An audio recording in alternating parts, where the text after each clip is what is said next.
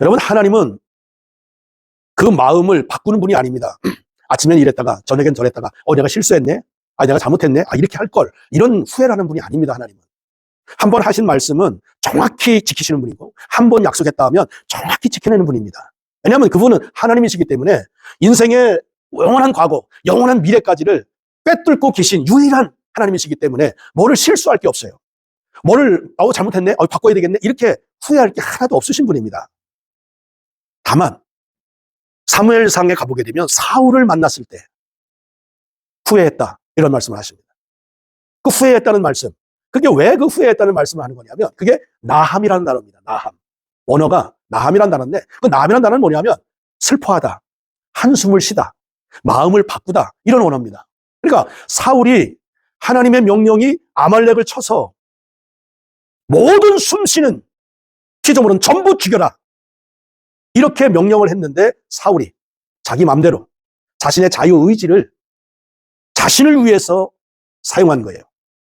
그래서 왕 아각은 붙잡아오고, 아주 아름답고 튼실하고 이렇게 보기 좋은 짐승들은 죽이기 아까워가지고 살려서 데려오고, 하나님은 모든 호흡하는 존재, 심지어 아기들까지 남녀노소 할 것 없이 전부 죽여버려라, 모든 짐승들 전부 죽여버려라, 그렇게 말씀하셨는데, 자기 개인의 욕심을 따라, 또는 백성들의 요구사항을 거부할 수가 없었어요.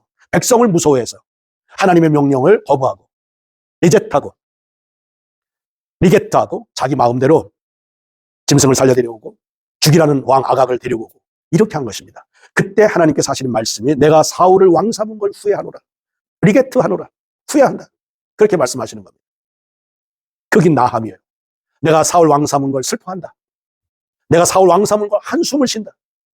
왜 여기서 슬퍼하고 왜 한숨을 쉬고 왜 마음을 바꾸는 나함이란 말을 썼냐 하면, 사울은 하나님께서 이스라엘 백성들을 하나님 대신 평안하고 안정되고 승리하며 행복하게 살도록 잘 돌봐주고 잘 섬겨주고 그렇게 이끌어 달라고 왕으로 삼아놨는데, 하나님의 마음으로 이스라엘 백성들을 다스리질 못하고 자기 개인을 위해서 하나님의 명령을 거부하고 자기 개인의 이익을 위해서 하나님의 뜻을 거절한 이런 사울이 됐기 때문에 하나님이 후회한다고, 슬퍼한다고 그렇게 말씀하신 겁니다. 왜 그럼 슬퍼할 것인가, 왜 한숨을 쉰 거냐 하면, 이제는 하나님의 공의가 선포되어야 되기 때문에 그렇습니다.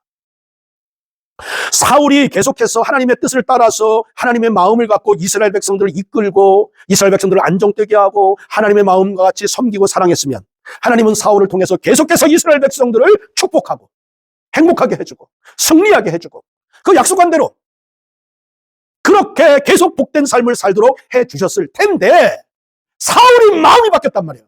하나님을 배신했단 말이에요. 하나님을 등졌단 말이에요. 하나님의 뜻을 거절했단 말이에요. 그러니까 하나님께서 한숨을 쉬시는 거예요. 그러니까 이 한숨을 쉬었다는 건 무슨 의미냐면, 왜 그랬어? 왜? 도대체 왜? 뭐가 부족해서? 왜 그랬어? 왜 저주를 선택하고 왜 심판을 선택하고 왜 나의 공의를 선택한 거야? 왜 내가 너를 혼낼 수밖에 없는, 왜 내가 너를 심판할 수밖에 없는 그 자리를 왜 선택한 거야? 어휴, 이거예요. 그래서 슬퍼하신 거예요.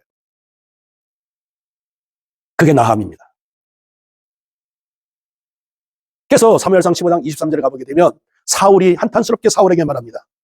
당신이 겸손할 때, 그러니까 사울이 처음에 왕으로 뽑힐 때는 이런 손수레 밑 뒤에 가서 숨었거든요. 이만큼 겸손했어요. 숫기가 없는 사람이었어. 아주 겸손하고 숫기가 없는 사람이었단 말이에요. 근데 왕이 된다면은 겸손은 사라졌고 완전히 교만해져가지고 나다, 이렇게 하나님보다도 자기를 앞세우는 이런 교만한 자가 된 것입니다.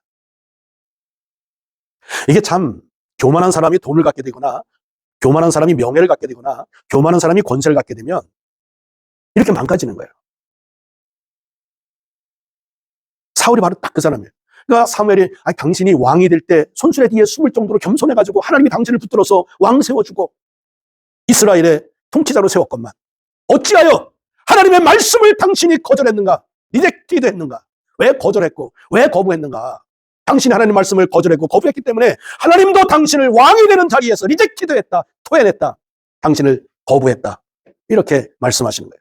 하나님도 똑같이 할 수밖에 없었다, 그런 말씀입니다. 그러니까 하나님은 한쪽엔 사랑, 한쪽은 공의를 갖고 계시단 말이에요.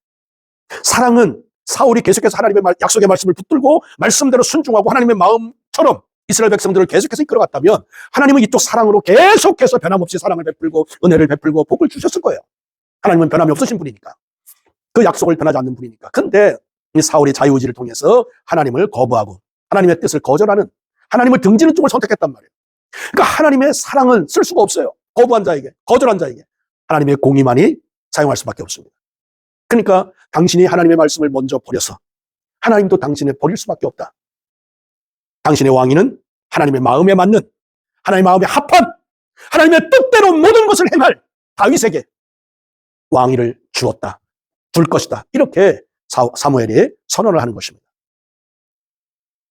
다윗은 하나님의 뜻대로, 하나님의 마음에 합한, 하나님의 마음에 합했다는 얘기는 모든 일을 하나님의 뜻대로 했다, 그 얘기입니다. 그러니까 다윗은 백전백승했죠. 어디 가든지 싸움에서 이긴 것입니다. 뭐든지 형통한 거예요. 뭐든지 잘 되는 거예요. 여러분, 이런 복을 누리시기 바랍니다. 여러분이 하나님의 뜻대로 제대로 순종만 한다면 하나님은 여러분의 삶에 축복하시고 여러분의 삶을 복주시고 여러분을 형통하게 다 잘되게 하신단 말이에요. 아멘입니까? 잘 되게 하신단 말이에요. 여러분이 순종하고 여러분이 하나님의 말씀대로 살았기 때문에 여러분의 주변의 사람들이 여러분을 사랑하고 여러분을 아끼고 여러분을 귀중히 여기고 여러분의 필요한 모든 것들을 제공하고 그런 일이 발생하게 된 것이에요. 그냥 되는 일이 아닙니다. 아담과 하와가 똑같은 행위를 한 거죠. 사탄의 말을 듣고 하나님의 약속의 말씀을 어겼을 때 하나님은 역시 나함이라는 말을 쓸 수밖에 없는 거죠. 한숨을 쉬시며 슬퍼할 수밖에 없었던 그런 상황이죠. 그래서 아담아 부르실 때 왜 그랬니? 이런 뜻이죠. 아담아 왜 그랬니? 뭐가 부족해서 왜 그랬어? 이렇게 나오시는 거죠. 하나님은 약속한 대로 공의를 이룰 수밖에 없는 분이죠. 그러니까 에덴 동산에서 쫓아낼 수밖에 없었고 창세기 3장 15절에 있는 심판을 할 수밖에 없었던 것입니다. 마귀와 사람 사이에 원수지간이 되도록 심판을 선언한 것이죠. 심판을 선언한 것이죠. 그 원수지간이 주님이 재림하셔서 천국과 지옥이 다시 한번 완전히 달라질 때까지 하나님의 백보자 심판, 영원하신 그 심판이 이룰 때까지 마귀는 끊임없이 우리를 지옥에 끌어가기 위해서 유혹하고 미혹하고 협박하고 공갈치고 거짓말치고 난리를 부리는 것이에요.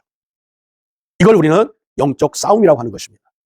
그러니까 지금은 성화 구원을 이루어가기 위한 주님의 형상과 주님의 뜻을 우리의 삶 속에 이루어가기 위한 과정에서 일어나는 마귀와의 충돌은 불가피합니다. 매일 싸워야 돼요. 매일. 하나님의 뜻을 이룰 것인가, 사탄의 유혹을 따를 것인가에 대한 항상 우리의 자유의지는 우리의 마음속에서 갈등을 일으킬 수밖에 없습니다. 그게 갈라디아서 5장 16절 17절에 나오는 말씀이에요. 성령의 소욕은 육체의 소욕을 거스리고 육체의 소욕은 성령의 소욕을 거스른다. 그러니까 성령이 육체의 소욕대로 살지 못하도록 브레이크를 걸단 말이에요. 그때 우리의 자유의지가 성령을 선택하고 성령의 감동을 쫓아 살아가게 될 때 육체의 소욕을 버리고 사탄의 미혹을 버려버리고 선악과를 범하지 않고 계속한 하나님의 축복과 은혜 속에 사는 그런 믿음의 길, 구원의 길을 걸어갈 수가 있게 되는 것입니다. 이 성화구원의 삶은 참 쉽지는 않습니다. 왜냐하면 세상과 거꾸로 살아야 되거든요. 그 거꾸로 사는 거에 가장 어려운 게 뭐냐면 마가복음 10장 43, 44, 45절입니다. 어떻게 살아야 되는가? 어떻게 성화구원을 이루어야 되는가? 굉장히 어려운 숙제예요, 사실은. 그런데 세상 사람들이 좋아하는 방식과 완전히 다릅니다. 우리는 너희 중에는 그렇지 않을지니 너희 중에 누구든지 크고 작은 자는 너희를 섬기는 자가 되고, 그러니까 우리 크리스찬들, 하나님의 백성된 자들은 섬기는 자의 삶을 살아야 큰 자다. 그런 말씀입니다. 여기 섬긴다는 것은 한글로도 물론 이해가 되죠. 섬긴다는 게 뭔지 알죠? 근데 영어 성경에 보게 되면 서번트로 되어 있습니다. 서번트. 뭔지 알죠? 하인, 종, 그런 뜻입니다. 너희들이 큰 자가 되려면 사람을 섬기는 하인이 되어라. 종이 되어라. 그러면 너희는 큰 자가 된다. 그러니까 하나님의 나라에서 큰 자는 뭐냐면 하인입니다. 종이에요. 지시하고 명령하고 이래라 저래라 이런 사람이 아니라 이 사람이 큰 자예요. 하늘나라에서. 말 잘 듣는 사람이 큰 자예요. 세상에서는 이거 해, 저거 해, 이거 해, 저거 해. 이런 사람이 큰 자죠, 세상은. 그런 사람은 하늘나라에서는 가장 작은 자입니다. 아주 바닥에 있는 자예요. 명령을 받고 행하는 사람이 천국에서는 큰 자입니다. 서번트 하는 사람. 그러니까 모든 일에 예. 근데 이 서번트라는 게 항상 지시만 받아서 하는 게 아니라 무슨 얘기냐면 예수님처럼 상대방의 유익을 위해서 자신을 희생하여 봉사하는 사람을 말하는 것이에요. 44절에는 너희 중에 으뜸이, 아까는 큰 자가 되려면 서번트 해라. 하인이 되어라. 그 다음에 여기는 뭡니까? 으뜸이 되고자 하면, 프라임이 되고자 한다면 종이 되어라. 슬레이브, 종이 되어라 그랬습니다. 종이 뭔지 알죠? 노예가 되어라. 노예, 슬레이브, 노예가 되어라 그런 얘기입니다. 노예, 사람의 노예가 되어라. 그러니까 노예처럼 사람을 위해서 사는 자가 되어라 그런 얘기입니다. 그러니까 노예의 마음을 가지고 사람들을 대하는 거예요. 상대방의 유익과 편리함과 기쁨과 행복을 위해서 스스로 자신이 나는 노예입니다. 이렇게 생각하고 행동하는, 이것이 바로 하나님의 나라에서는 으뜸된 자다 그 말씀이에요. 우리 주님의 말씀입니다. 세 번째도 동일한 말씀이에요. 인자가 온 것은 섬김을 받으려 함이 아니라 도리어 섬기려고 왔다. 이거는 영어 성경은 서브란 단어입니다. 서브. 서브는 뭐죠? 서비스한다 그런 말이거든요. 서비스. 서비스는 뭡니까? 상대방의 편리와 유익을 위해서 기꺼이 봉사하고 기꺼이 헌신하는 것을 서비스라고 한단 말이에요. 그리고 우리가 식당에 가면은 주인이 서비스 하잖아요. 먹을 거 다 내주고, 뭐, 물 갖다 주고, 뭐, 밥 갖다 주고, 뭐, 그게 서비스거든. 그러니까 상대방이 편리하고 유익하고 행복하고 기쁠 수 있도록 자신의 모든 것을 내어주는 그 사람이 바로 천국에서는 뭡니까? 예수님이다 그 얘기예요. 예수님은 얼만큼 사람을 섬겼습니까? 자기 목숨을 소비하면서까지 상대방을 살리기 위해서 내어줬단 말이에요. 이게 예수님의 마음을 갖고 사는 성도의 성화 구원의 삶입니다. 서번트가 되고 슬레이브가 되고 서브해주는 사람, 하인으로서 노예로서 서비스하는 마음을 가지고 사는 그 사람이 바로 뭡니까? 지금 현실 속에서의 성화 구원을 이루어가는 성도의 삶이란 말이에요. 얼만큼 자기 목숨을 소비해서라도 상대방을 살리겠다는 그 마음을 갖는 사람. 그러니까 여러분, 내 물질이나 내 돈이나 내 명예나 내 권세나 내가 가지고 있는 모든 것들을 상대방 위해서 쓰는 것을 아까워하면 돼야 안 돼요? 아까워하면 안 돼요. 허비해야 돼요. 소비해야 돼요.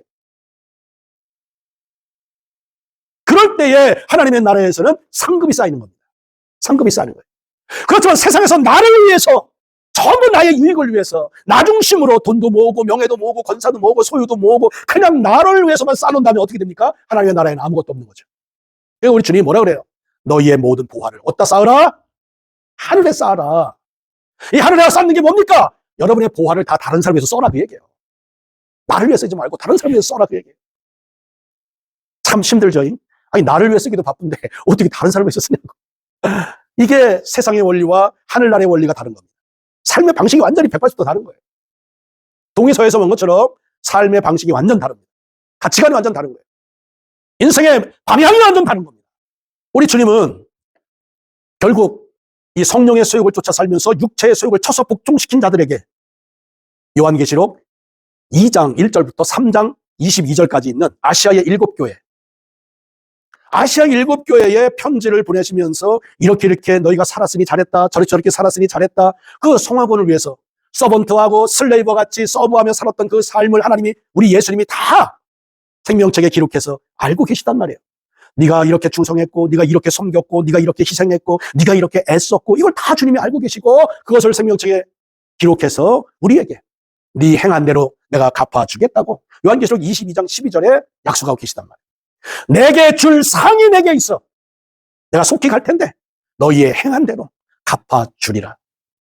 그러니까 창세기에서 하나님의 복받은 존재로 출발해가지고 맨 마지막 성경책 계시록에서는 뭘로 끝납니까? 상급으로 끝난단 말이에요. 복으로 시작해서 상급으로 끝나는 게 우리의 인생이에요.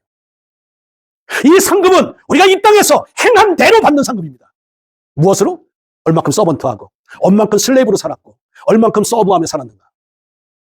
하인으로 노예의 마음을 가지고 서비스하는 봉사적인 마음을 가지고 얼만큼 살았는가. 이게 우리의 상급이에요. 모두 우리 주님 앞에 섰을 때 이 섬김의 삶을, 주님의 마음을 가지고 잘 살았다는 그런 칭찬을 주님께 받는 저와 여러분들 되시기를 주님의 이름으로 축복합니다. 기도합시다. 살아계신 하나님 아버지 감사합니다. 우리를 사랑하셔서 주님의 마음을 허락해 주시사 우리 주님처럼 내가 이 땅에 온 것이 섬김을 받으려 함이 아니라 섬기려 하고 내 목숨까지도 허비하여 섬기려고 이 땅에 왔노라고 말씀하셨고 또 그렇게 삶을 살아내신 주님의 마음을 우리에게 부어주셨으니 감사를 드립니다. 타인의 마음을 갖고 종의 마음을 갖고 노예의 마음을 갖고 서비스하는 마음을 갖고 성화 구원을 이룸으로써 주님 앞에 섰을 때 잘했자 칭찬 듣는 저희 모두가 되어지도록 크신 은혜를 베풀어 주시옵소서. 나를 위해 살지 않게 하시고 이웃을 위해서, 성도를 위해서, 주님을 위해서, 하나님의 영광을 위해서 사는 저희들 되게 하시고 우리에게 허락하신 모든 소유들을 넉넉히 주님을 위해서 허비할 줄 아는 지혜로운 성도의 삶을 살아내도록 크신 은혜를 베풀어 주옵소서. 예수님 귀하신 이름으로 기도하옵나이다. 아멘.